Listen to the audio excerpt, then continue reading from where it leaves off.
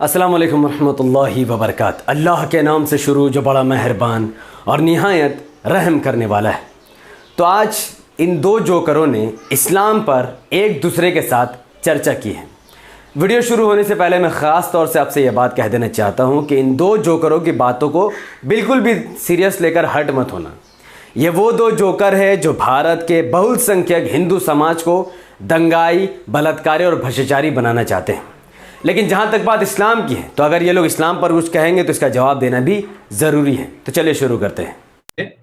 कि मैं एक बात आपसे कहना चाहता हूं और उन जाहिलों से भी कहना चाहता हूं जो दो बात पे छोटे भाई का पजामा बड़े भाई का कुर्ता पहने हुए जाहिल, जिनकी अम्मी जो हैं नरेंद्र मोदी की राशन की दुकान के बाहर लगी हुई हैं और बेटा 300 करोड़ का जो है वो फतवा जारी करता है। एक तो मैं ये समझ नहीं पा रहा। दूसरी बात, तो पुष्पेंद्र कुलश्रेष्ठ ने मुसलमानों को जाहिल कहते हुए ये कहा कि मुसलमान छोटे भाई का पैजामा बड़े भाई पहन लेते हैं। देखिए, ये बात सही नहीं है। मैं जानता हूं कि पुष्पेंद्र कुलश्रेष्ठ के नज़दीक भारत का बहुसंख्यक हिंदू समाज निहायत ही जाहिल या फिर बेवकूफ़, ये पुष्पेंद्र को लगता है। इसीलिए वो इस्लाम का नाम लेकर कुछ भी झूठ बात कहकर अपने फॉलोवर्स को खुश कर देता है। लेकिन मैं मानता हूं कि भारत का बहुसंख्यक हिंदू समाज पढ़ा लिखा है, समझदार है। वो हर बात पुष्पेंद्र की बातों को यकीन नहीं करेगा। जहाँ तक बात पैजामे की है, तो मुसलमान अक्सर पैजामा, जींस पैंट कुछ भी पहनते वो टुकने से ऊपर पहनते हैं। पैर की वो जो हड्डी है पैर की, वो उससे ऊपर पहनते हैं। इसका पीछे एक रीज़न है। पहले के बादशाह, राजे रजवाड़े, तकब्बुर करने वाले लोग, ईगो रखने वाले लोग, जो पैसे होने के बाद घमंडी हो जाते थे, वो लोग इतने लंबे लंबे कमीज कपड़े पहनते थे, इधर से उधर चलते थे, घमंड में चूर रहते थे। हमारे प्रॉफिट मोहम्मद सल्लल्लाहु अलैहि वसल्लम ने मुसलमानों को और पूरे दुनिया के लोगों को ये सिखाया कि आप सब जब कपड़ा पहने तो टुकड़े से ऊपर पहन रखकर पहनिए, ताकि आपको तकब्बुर ना हो, ये ना समझे कि आप दूसरे को नीच समझे और अपने आप को उच्च जाति के समझे। ये जात पात भेदभाव को ख़त्म करने के लिए ही ये रूल लाया गया, जिसकी वजह से पुष्पेंद्र को ऐसा लगा कि हम मुसलमान छोटे भाई का पैजामा बड़े भाई पहन लेते, इसमें कोई सच्चाई नहीं है। और जहाँ तक जहालत की बात है, तो जाहिल तो तुम हो पुष्पेंद्र कुलश्रेष्ठ। जाहिल अंकुर आर्या, राहुल आर्या, नरसिंहानंद सरस्वती और जाहिल वो लोग हैं जिनको ये नहीं पता कि मास्क लगाया कहाँ जाता है, मास्क की जगह सही जिसको नहीं पता, वो समाज हमें जाहिल कह रही है। जाहिल वो है जो लोग दूसरे धर्म को गाली देते हैं। जाहिल वो है जो इस्लाम के बारे में ना जानकर उल्टी सीधी बातें कहते हैं। जाहिल मुसलमान नहीं है। मुसलमान तो पढ़ा लिखा है। अगर मुसलमान अनपढ़ भी हो तो अपनी मेहनत से कमाई खाता है, ना कि नीरव मोदी जैसा जाहिल बनकर देश का पैसा लेकर चल जाता है। नीरव मोदी, विजय माल्या, मेहुल चोकसे, ललित मोदी, सब के सब हिंदू हैं जो देश का पैसा लेकर भाग गए। लेकिन कभी भी ये नरसिंहानंद सरस्वती या फिर पुष्पेंद्र कुलश्रेष्ठ उनको कुछ बात नहीं कहेगा, क्योंकि वो जानता है कि वो उनके हिंदू समाज और यही सनातनी का मकसद है। ये इतने ही अल्लाह के और मोहम्मद साहब के बारे में इतने ही सेंसिटिव हैं और बार बार उनकी गुस्ताखी की बात करते हैं, तो इन जाहिलों से ये पूछना चाहता हूं मैं कि ये जाहिल ये बताएं, मोहम्मद साहब के दामाद का कत्ल नरसिंहानंद ने किया था? मस्जिद में हुआ था? मोहम्मद साहब की बेटी बीवी फातिमा का कत्ल किसने किया था? उनके नवासों की गर्दनें किसने काटी थी? आरएसएस ने, बीजेपी, नरसिंहानंद ने, पुष्पेंद्र ने, तुफैल चतुर्वेदी ने। आयशा का कत्ल किसने किया था? मैं वही अबू बकर का कत्ल किसने किया? ये सारे जाए सबसे, मैं वही कह रहा हूं कि सबसे पहले उन कातिलों को पकड़ें। पुष्पेंद्र कुलश्रेष्ठ बिल्कुल सही कह रहा है। अली रज़ियल्लाहु अन्हु का कत्ल आरएसएस ने नहीं किया। अबू बकर, उमर, उस्मान, अली, मायशा रज़ियल्लाहु अन्हा, फातिमा रज़ियल्लाहु अन्हा, हाँ, इनका कत्ल मुसलमानों ने नहीं किया, आरएसएस ने नहीं किया। पर इनका कत्ल किसने किया, इससे तुम्हारा क्या लेना देना है? अबू बकर रज़ियल्लाहु अन्हु की बात छोड़ो, जहाँ तक बात उमर रज़ियल्लाहु अन्हु की है, हाँ, उनको शहीद किया गया। अली रज़ियल्लाहु अन्हु को शहीद किया गया। और बाकी जिन लोगों के इन्होंने नाम किया, हाँ, उनको शहीद किया गया। तो उनको किसने शहीद किया?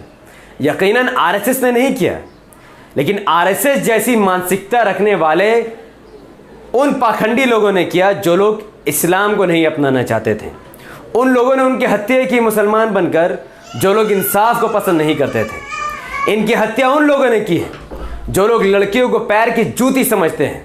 आज भी इनके समाज के लोग कन्यादान पर बिलीव करते हैं। कन्यादान, कन्या को दान कर देना। हाँ, आरएसएस ने अली रज़ियल्लाहु अन्हु की शहादत नहीं दी, उनको शहीद नहीं किया। लेकिन आरएसएस जैसी ही विचारधारा, आज जो आरएसएस की विचारधारा वो कोई नई विचारधारा थोड़ी है। ये बहुत पुरानी विचारधारा है। जब से हक और बातिल है तब से आरएसएस की विचारधारा है। ये कोई नई विचारधारा नहीं है। आरएसएस नाम नया है लेकिन आइडियोलॉजी इनका पुराना है। छूत छात, भेदभाव, गरीब का अलग कानून, अमीर के लिए अलग कानून। तो यकीनन अली को मारने वाले भले ही आरएसएस के ना हो, लेकिन उनकी विचारधारा और आरएसएस की विचारधारा बिल्कुल सेम है। केवल हमें नहीं है। देखिए पुष्पेंद्र जी, सबसे बड़ी जो दिक्कत हो गई है भारत में, इन्होंने जो सुअरों की तरह आबादी बढ़ाई है, इतनी विकट समस्या ये अब हमारे सामने आने वाली है कि 2029 में भारत का प्रधानमंत्री मुसलमान बनने वाला है। और इसका सबसे बड़ा कारण है कि 10 साल से तो सुअरों की जैसी जनसंख्या मुसलमानों ने तो नहीं बढ़ाई है, बल्कि आज भारत में टोटल फर्टिलिटी रेट, देखिए जहालत किसी को बोलते हैं, और मैं आज इस वीडियो के माध्यम से प्रूफ कर दूंगा कि भारत का अब तक का सबसे बड़ा जाहिल नरसिंहानंद सरस्वती और पुष्पेंद्र कुलश्रेष्ठ है, जिसका यह मानना है कि मुसलमानों ने आबादी बढ़ा दी है, जिसको यह नहीं पता कि TFR क्या होता है, वो क्या बात करेगा आबादी के बारे में। आज भारत में टोटल फर्टिलिटी रेट 2.22 है, यानी एक औरत, हिंदू हो या मुसलमान, मात्र 2 बच्चे या फिर कुछ औरत 3 बच्चे, 2 या 3 ही बच्चे पैदा हो रहे हैं, 5, 6, 7, 8 पैदा नहीं हो रहे। जबकि आज से जब भारत आजाद हुआ था उस वक्त एक औरत 4 बच्चे पैदा करती थी, हिंदू हो या मुसलमान। और आज के डेट में हिंदू या मुसलमान, एक औरत मात्र 2 ही बच्चे पैदा कर रही है। तो सुअरों की जैसा जनसंख्या हमने थोड़ी बढ़ाई है। तो आइए देख रहे थे सुअरों की जैसी जनसंख्या किसने बढ़ाई है, नरसिंहानंद सरस्वती के नजरिए से। तो ये आपके सामने रिपोर्ट है population growth of the world largest religion in India. यहां पर यह बताया जा रहा है कि 2050 तक मुसलमानों की आबादी 311 मिलियन हो जाएगी, यानी 31 करोड़, और 2050 को हिंदू की आबादी 1.3 बिलियन हो जाएगी, यानी मुसलमानों से 33% ज्यादा। तो देखो सुअरों के जैसे बच्चे कौन पैदा कर रहा है, सुअरों जैसी आबादी कौन बढ़ा रहा है। मुझे कोई एतराज नहीं है, हिंदुओं की आबादी बढ़े घटे मुझे कोई लेने देना नहीं है, नहीं मुसलमानों की आबादी बढ़ने घटने से मेरा कोई लेने देना है। जहां तक नरसिंहानंद सरस्वती ने कहा कि सुअरों की जैसी आबादी बढ़ा रहे हैं, तो ये जो सुअरों की जैसी आबादी ये हम नहीं बढ़ा रहे हैं। ये सुअरों जैसी आबादी कौन बढ़ा रहा है, ये रिपोर्ट बता रहा है। और ये सुअरों जैसी नहीं है, ना ही कुत्ता बिल्ली जैसी है, उनका अपना राइट है। कौन कितना बच्चे पैदा करता है ये हिंदुओं की मर्जी है। एक हिंदू चाहे 3 बच्चा पैदा करे चाहे 4, इसको सुअरों जैसा कहना अपमान होगा। तो नरसिंहानंद सरस्वती ने मुसलमानों के कंधे पर बंदूक रखकर हिंदुओं के बारे में कह दिया कि हिंदू सुअरों के जैसे आबादी बढ़ाएंगे। तो ये बहुत बहुत दुखद वाली बात है। तो इस बारे में नरसिंहानंद सरस्वती के फॉलोअर को सोचना चाहिए कि सुअरों के जैसी आबादी बढ़ाने वाली कौम हिंदुओं को इसने कह दिया है। ये बहुत बहुत शर्म की बात है। और जहाँ तक क्रिश्चियन की आबादी वो घटने वाली है। अच्छा, इसने कहा कि 2029 को भारत का प्रधानमंत्री मुसलमान होगा। हाँ ठीक बात है, हो सकता है। देखो आज हमारे दरमियान एक ऐसा लीडर मौजूद है जो बैरिस्टर है, पढ़ा लिखा है, लॉजिकल बातें करता है, हिंदू हो या मुसलमान सबकी मदद करता है, पार्लियामेंट में दलितों का भी मुद्दा उठाता है, मुसलमानों का भी मुद्दा उठाता है, आदिवासियों का भी मुद्दा उठाता है। 2029 तक अगर असदुद्दीन ओवैसी साहब बचे रहे तो क्या चांसेस है कि ये PM बन जाए? अरे नरसिंहानंद सरस्वती ये PM नहीं, PM मटेरियल है। PM मटेरियल हो रहा और बात है, PM बन जाना और बात है। आज भारत में PM बनने के लिए चाय वाला, जाहिल, गवार, गुंडा होना जरूरी है। और ये एक पढ़ा लिखा शख्स है जिसको भारत की आवाम कभी भी एक्सेप्ट नहीं करेगी। ये जिस कौम से आता है बैरिस्टर असदुद्दीन ओवैसी साहब, उस कौम के लोग इसे वोट नहीं दे रहे तो फिर हिंदू क्या इसे वोट देगा? और भारत में जब तक हिंदू किसी को वोट नहीं देगा वो PM नहीं बन सकता है। तो आज भारत में हिंदुओं की आबादी 60-70% के आसपास है और वो जिसको चाहेगा PM बनाएगा। और मुझे नहीं पता कि वो कभी भी असद साहब को वोट देकर PM बनाएंगे, ये कभी पॉसिबल नहीं है। तो मैं फिर कहता हूं कि नरसिंहानंद सरस्वती की नज़र में भारत का बहुसंख्यक जाहिल है, इसीलिए कुछ भी बोलकर निकल जाता है। कोई भी सरकार टक्कर नहीं देना चाहती, लेकिन इस 40 करोड़ के समूह का लक्ष्य है कि हमारी एक एक बेटी को रखेल बनाना, हमारी एक एक बेटी से बलात्कार करना, हमारे बच्चों का कत्ल करना, हमारी संपत्ति को लूट लेना, हमारे मंदिरों को तोड़ देना। ये इन 40 करोड़ भूखे नंगे लोगों का लक्ष्य है। तो नरसिंहानंद सरस्वती का यह मानना है कि हम जो भारत में मुसलमानों की आबादी 40 करोड़ है, पहली बात यह फेक है।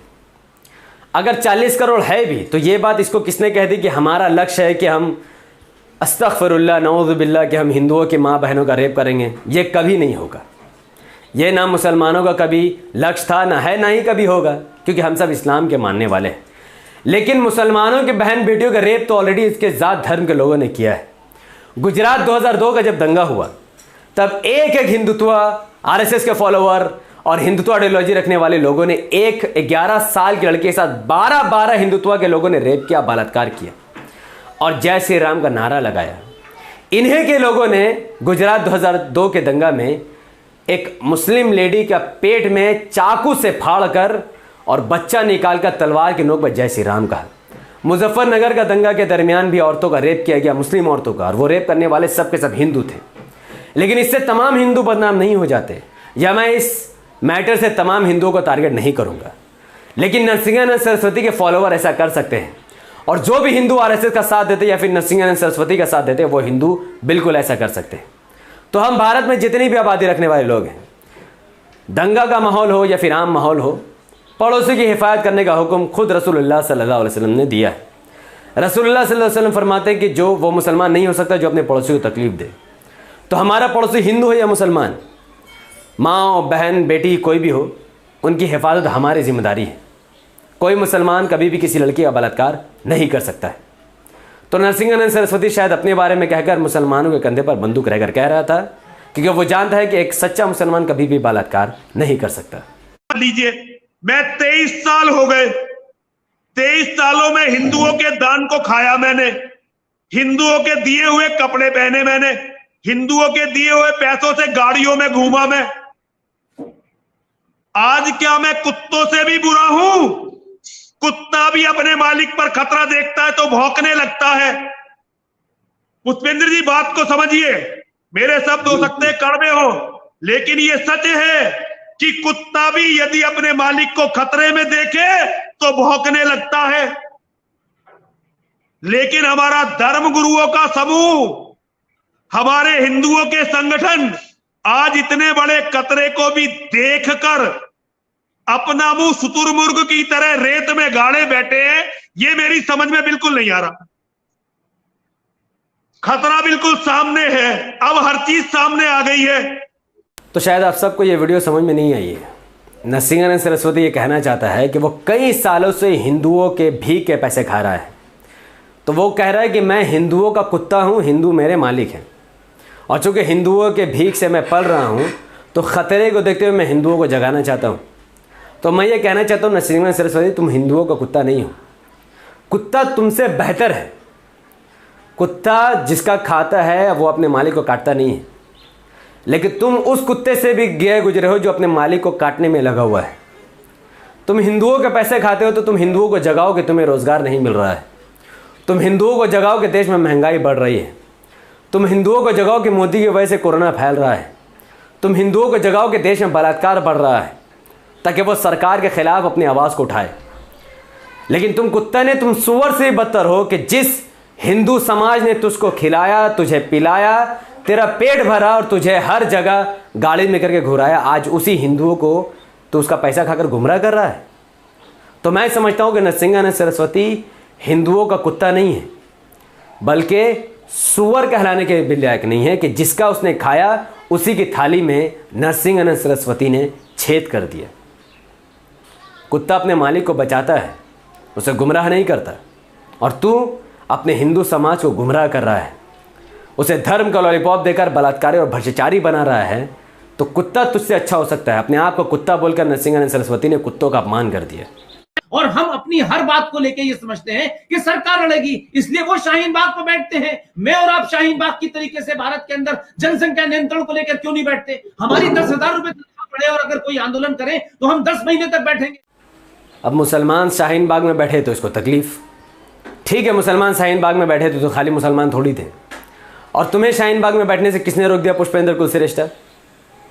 हाँ, पुष्पेंद्र कुलश्रेष्ठ जैसे लोग और उसके फॉलोअर्स शाहीन बाग में नहीं बैठते, बल्कि सीधा गुजरात 2002 का दंगा कर देते हैं, सीधा मुजफ्फरनगर का दंगा कर देते हैं, मुंबई 1993 में जैसा दंगा कर देते हैं, बाबरी मस्जिद गिरा देते हैं। धरना प्रदर्शन करना मुसलमान ही कर सकते हैं, शांति होकर। ये तुम्हारे बस की बात नहीं है, तुम तो हिंसक हो जाते हो, तलवार उठा लेते हो, श्री राम का नाम लेकर कभी औरत का बलात्कार कर देते हो, कभी किसी का खून कर देते हो। तो ये तुम्हारे बस की बात नहीं है। और जहाँ तक जनसंख्या विस्फोटक की बात है, तो मैं फिर कहता हूँ कि पुष्पेंद्र, तुम इतने बड़े जाहिल हो, पहले आंकड़ा पता करो कि जनसंख्या बढ़ रहा है कि घट रहा है। पिछले 70 साल के इतिहास उठाकर देखोगे तो TFR टोटल फर्टिलिटी रेट घटा है। हिंदू हो या मुसलमान, हर औरत मात्र 2 ही बच्चे जन रही है और आने वाले 50 साल बाद जनसंख्या लगातार घट जाएगी। देश में बूढ़े ज़्यादा बच जाएंगे और जवानों की तादाद कम हो जाएगी, क्योंकि तुम अपने पेट में लड़की होने की वजह से उसको जिंदा मार दे रहे हो। अबॉर्शन करवा रहे, तुम्हारे कौम के लोग लगातार अबॉर्शन करवा रहे हैं, जिसकी वजह से भारत में औरतों की आबादी काफ़ी हद तक कम हो चुकी है। तो ये जनसंख्या का लाभ लगाना बंद करो। और आखिरी में मैं आपको दिखाना चाहूँगा कि असल में नरसिंहानंद सरस्वती है कौन। रामजादे को बताना चाहता हूँ, नरसिंहानंद सरस्वती कितने ही दलाल हिजड़े पुलिस वाले सिंहानंद सरस्वती। सो आज की वीडियो बस इतने ही तक। अगर आपको ये वीडियो इन्फॉर्मेटिव लगा हो और आप सब इस वीडियो को लाखों लोगों तक पहुंचाना चाहते हैं तो इस वीडियो को लाइक करें, शेयर करें, कमेंट करें। हमारे चैनल द पॉलिटिकल को सब्सक्राइब करें, बेल आइकन को हिट कीजिए। अगर आपको पुष्पेंद्र कुलश्रेष्ठ की कोई बातों का जवाब आपके पास भी है तो आप वो बात कमेंट में रख सकते हैं। अगर आप मेरी बातों से ना इत्तेफाक रखते हैं तो अपनी बात आप कमेंट में रख सकते हैं। हमारे चैनल द पॉलिटिकल को सब्सक्राइब करना ना भूलें और मुझे अपनी दुआ में याद रखें। बहुत बहुत शुक्रिया। अस्सलाम वालेकुम रहमतुल्लाहि व बरकातहू। अल्लाह की सलामती रहमत बरकत अब तमाम भाई और बहनों पर हो। मैं अल्लाह भी पीस अपॉन अस।